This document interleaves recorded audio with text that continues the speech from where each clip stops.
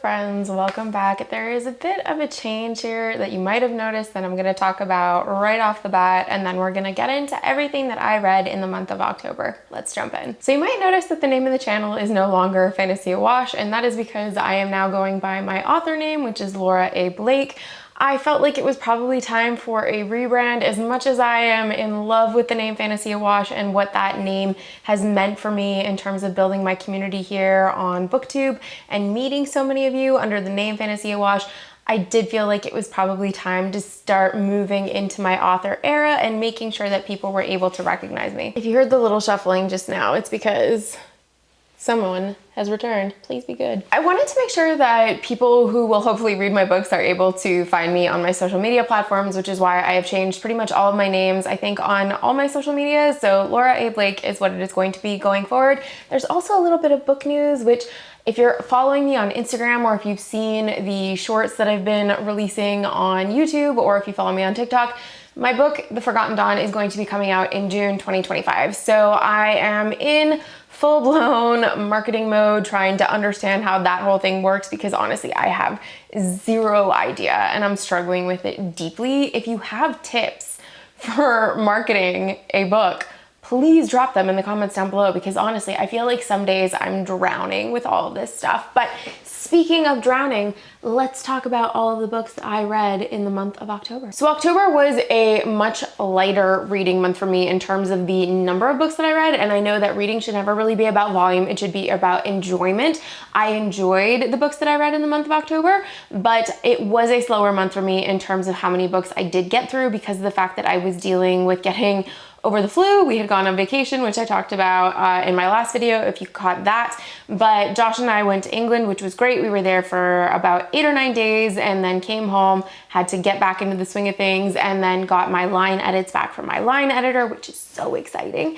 But I then spent a good chunk of the month putting that together, really just diving into the book, honing into the book, finalizing the cover, getting the cover all lined up in terms of page counts, all kinds of stuff. Like there's so much stuff that goes on behind the scenes that is just wild to me that you don't really think about when you think about books, and there is a lot. So that was a big part of the month of October. But the first book that I read in the month of October was A Study in Drowning by Ava Reid. And I gotta say, this book is chef's kiss perfection. Oh my goodness, Ava Reid did a phenomenal job. This book for me had so many of the similar vibes and atmospheric feel of Piranesi, which if you know me, you know that I love Piranesi by Susanna Clarke. So this book, it is labeled as a YA. I don't think that it actually is YA. I understand that YA is young adult, but for me, this book very much read adult. The themes were very adult, and the trying to decipher of what is real, what's not real, what's imaginary, what isn't, it was just very reminiscent to Piranesi for me. Also, the inclusion of water and the importance of water in the story was very similar. It just was very melancholic. It felt so appropriate for the month of October. I loved reading it at this time of the year. I think it would probably be good for any of the winter months. But honestly, I think if you were going to read this book, October, November would probably be great times to read it. But the prose are evocative, stunning. I just felt so connected to everything that was happening in the story. Also, as someone that has been through academia, this book resonated, hit all the right notes for me. It was so inspirational that it definitely inspired me to start working on my second series, which I also did in the month of October, but that's for another time. Honestly, I can say so many good things about this book, but the baseline premise of A Study in Drowning is our female protagonist is wanting to be a literature student at her college. However, there are no female literature students in the literature college. She gets wrapped into this project of preserving / building a new house of a famous poet that has since most recently passed away.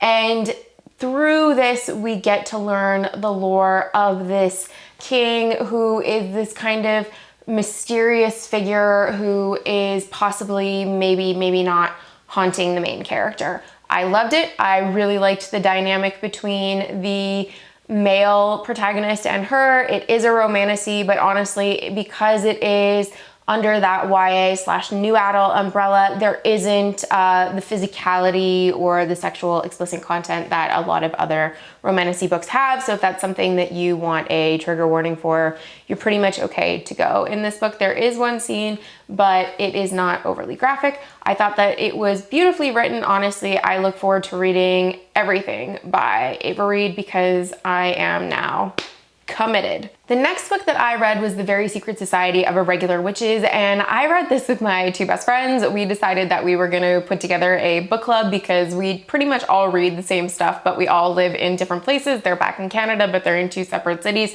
So this gives us an excuse once a month to kind of hang out on video chat and talk about what we thought of the book, and also kind of just then ramble on about different topics of conversation in general. But we decided that each of us is gonna pick a book a month for the foreseeable future. October was my choice, and I've been wanting to read this book for a little while. I know it is, I feel, more contemporary romance than it is fantasy or romantasy, even though we have the witchy element in the book. It's not really at the forefront of the story. I enjoyed this book. It is that kind of cozy fantasy vibe, which typically isn't my thing, but also felt very appropriate for the month of October. I will say one of the things I wish that the author would have pushed harder for was the protagonist, Mika, is a person of color living in England, and that was something that I thought could have been really interesting to delve deeper into, because Mika mentions that it is something that she struggles with, and coming to grips with that as being part of her identity as well as being a witch. So I just wanted a little bit more of that, but I really liked the side characters. The found family in this story I thought was very good,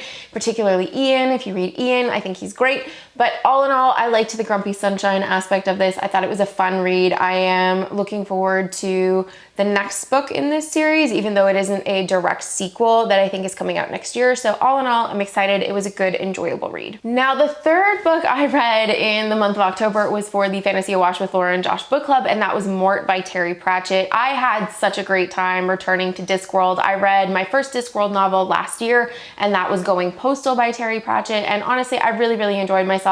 I liked Mort so much more, and I really enjoyed Going Postal. It just is quintessential Pratchett. It's witty, it's charming, endearing, intelligent. It's all of the things that you want to use to describe Pratchett. He sets the stage and is so incredibly smart. There are so many subtle nods to pop culture, history, facts, trivia that he just imbues into his world and his stories. And honestly, you can't pick all of them up on a first read, but there are so many that are hidden there beneath the surface. And some of them are a bit more on the nose, which all of them made me laugh, but some of them are so cleverly woven into the story that I am positive you will only catch them on a second or third or multiple read. But the premise for Mort is that Mort is a young boy who is kind of aimlessly unsure what he's going to do with his life. His father is desperately trying to get him an apprenticeship, and lo and behold, death comes along and decides, you know what I need? I need an apprentice because I really need a vacation. I loved this. I thought that Terry Pratchett did a great job in terms of dealing with the concept of morality, how we can judge who is worthy of dying, who is not worthy of dying, who's worthy of being killed, who's not worthy of being killed, in addition to our mortality as a whole.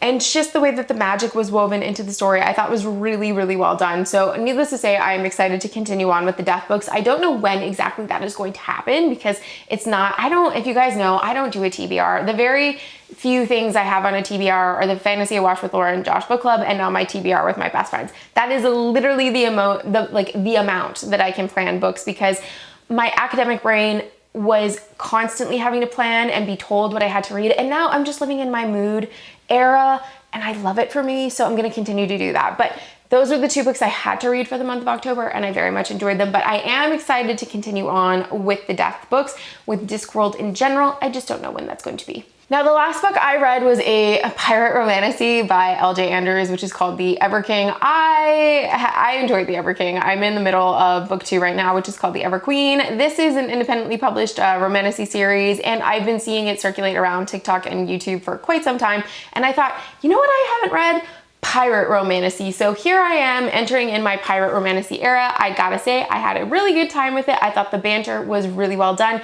LJ Andrews did a great job in terms of establishing different kinds of fae, different worlds within the same world, how blood magic can be imbued into the story. These are all things that I genuinely really enjoy. I like the dynamic between the two main characters. They're not my favorites of all time, but it was enough for me to be compelled to continue reading on with the series.